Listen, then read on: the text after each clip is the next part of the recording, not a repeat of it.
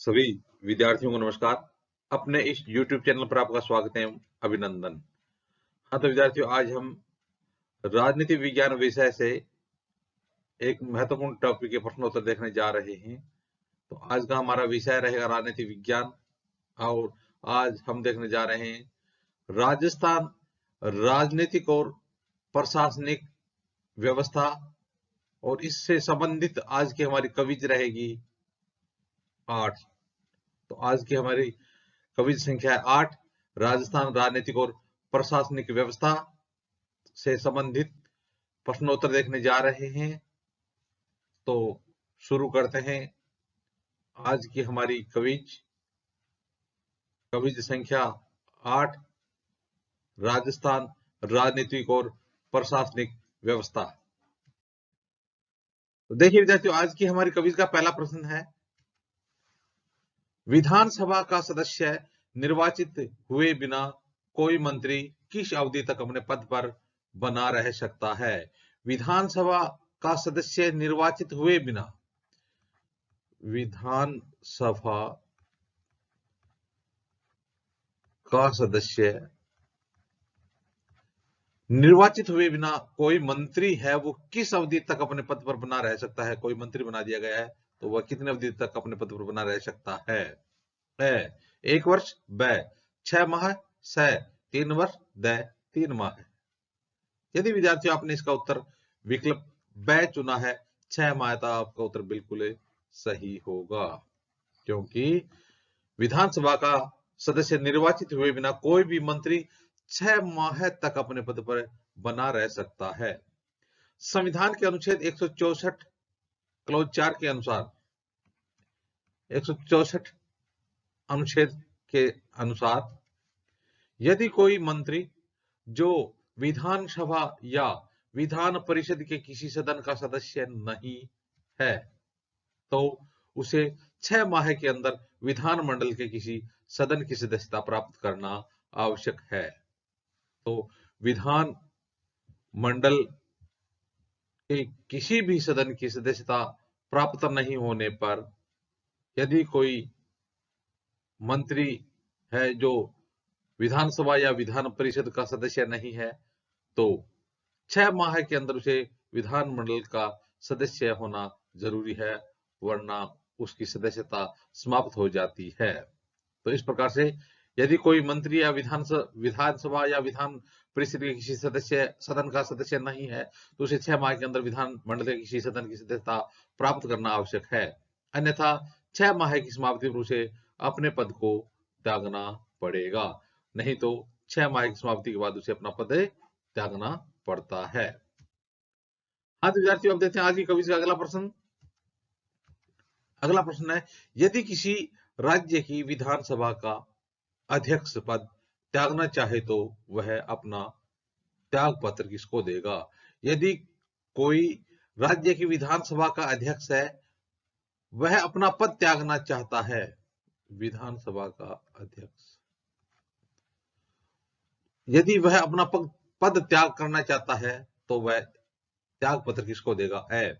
राज्यपाल को, ब मुख्यमंत्री को, स उपाध्यक्ष को, द मुख्य न्यायाधीश को। तो विधानसभा का अध्यक्ष अपना त्याग पत्र किसको देगा? तो देखिए विद्यार्थी, इसका उत्तर हो जाएगा स उपाध्यक्ष को। तो विधानसभा अध्यक्ष अपना पद त्यागना चाहे तो वह अपना त्याग पत्र किसको देगा? विधानसभा उपाध्यक्ष को देगा।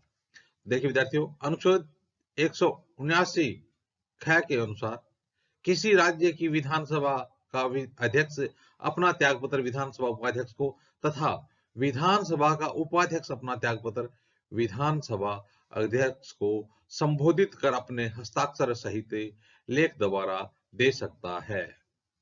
तो 179 क्लॉज ख के अनुसार, 179 क्लॉज ख के अनुसार किसी राज्य की विधानसभा का अध्यक्ष अपना त्यागपत्र किसको देगा? अध्यक्ष अपना त्यागपत्र विधानसभा उपाध्यक्ष को देगा। कौन से अनुच्छेद के अनुसार है? 179 अनुच्छेद के अनुसार। उपाध्यक्ष को तथा विधानसभा का त्यागपत्र देगा उपाध्यक्ष अपना त्यागपत्र देना चाहे तो विधानसभा अध्यक्ष को देगा। इस प्रकार से विधानसभा अध्यक्ष उपाध्यक्ष को और उपाध्यक्ष विधानसभा अध्यक्ष को संबोधित कर अपने हस्ताक्षर सहित लेख द्वारा अपना त्यागपत्र दे सकता है। हाँ तो विद्यार्थियों, अब देखते हैं आज की कवि से अगला प्रश्न। राज्य की विधानसभा के सत्रावसान का आदेश किसके द्वारा दिया जाता है? विधानसभा का सत्रावसान, तो विधानसभा के सत्रावसान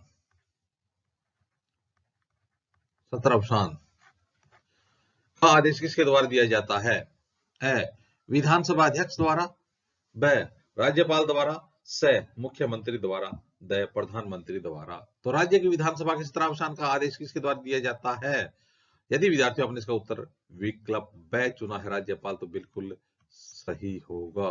राज्यपाल यानी विधानसभा के सत्र का अवसान करना है, तो सत्रावसान का आदेश किसके द्वारा दिया जाता है? राज्यपाल के द्वारा दिया जाता है।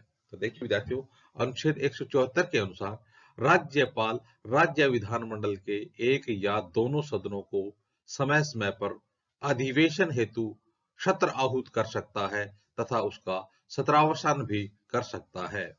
अनुच्छेद 174 के अनुसार, कौन से अनुच्छेद है? अनुच्छेद 174 के अनुसार राज्यपाल, कौन है? राज्यपाल 174 के अनुसार राज्यपाल राज्य विधानमंडल के एक या दोनों सदनों को समय समय पर अधिवेशन हेतु सत्र आहूत कर सकता है तथा उसका सत्रावसान भी कर सकता है। कौन है? राज्यपाल। किंतु किसी एक सत्र की अंतिम बैठक और आगामी सत्र की प्रथम बैठक के बीच 6 माह से अधिक का अंतराल नहीं होना चाहिए। यानी सत्र की अंतिम बैठक हुई, सत्र की अंतिम बैठक हुई और आगामी जो बैठक होने वाली है, सत्र की अंतिम बैठक और आगामी जो बैठक होने वाली है, तो उसके बीच 6 माह से अधिक का अंतराल नहीं होना चाहिए। तो इस प्रकार से राज्य की विधानसभा के सत्रावसान का आदेश किसके द्वारा दिया जाता है? राज्यपाल के द्वारा दिया जाता है। हाँ तो विद्यार्थियों, देखते हैं आज की कवि का अगला प्रश्न।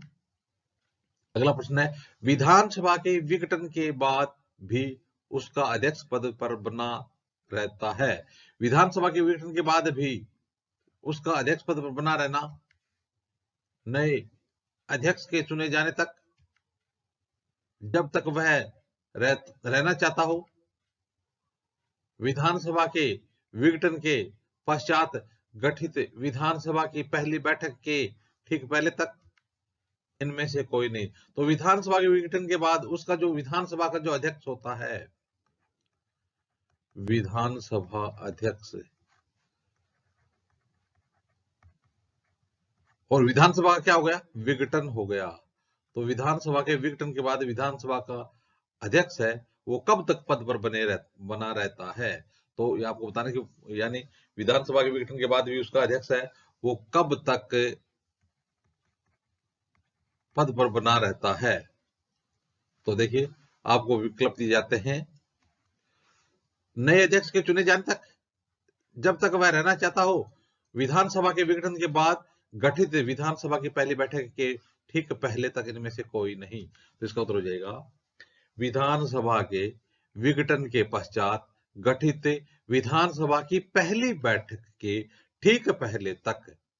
विधानसभा के विघटन यानी विधानसभा का विघटन हो गया, लेकिन उसके बाद जो गठित नई विधानसभा आती है, तो गठित जो नई विधानसभा होती है उसकी पहली बैठक होती है, ठीक उससे पहले तक विधानसभा का अध्यक्ष है वो अध्यक्ष पद पर बना रहता है।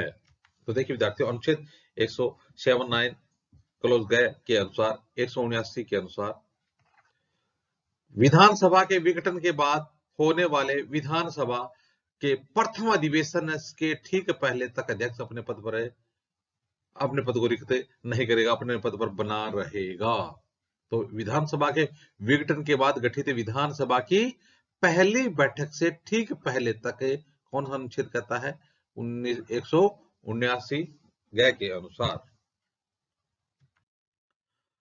हाँ तो विद्यार्थियों, अब देखते हैं आज की कविज का अगला प्रश्न। आज की कविज का अगला प्रश्न है, निम्न में से किसका विघटन नहीं किया जा सकता है परंतु समाप्त किया जा सकता है? तो आपको बताना कि इनमें से किसका विघटन नहीं हो सकता। क्या नहीं हो सकता? विघटन नहीं हो सकता, लेकिन इसको समाप्त किया जा सकता है। बहुत अच्छा प्रश्न आया। तो ए राज्य विधान परिषद को, ब लोकसभा को, श राज्यसभा को, द विधानसभा को।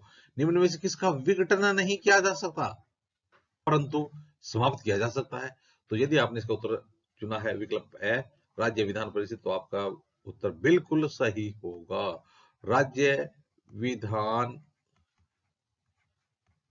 परिषद है, इसका विघटन नहीं किया जा सकता, इसको समाप्त किया जा सकता है। तो देखिए विद्यार्थियों, अनुच्छेद 169 के अनुसार, कौन सा अनुच्छेद है?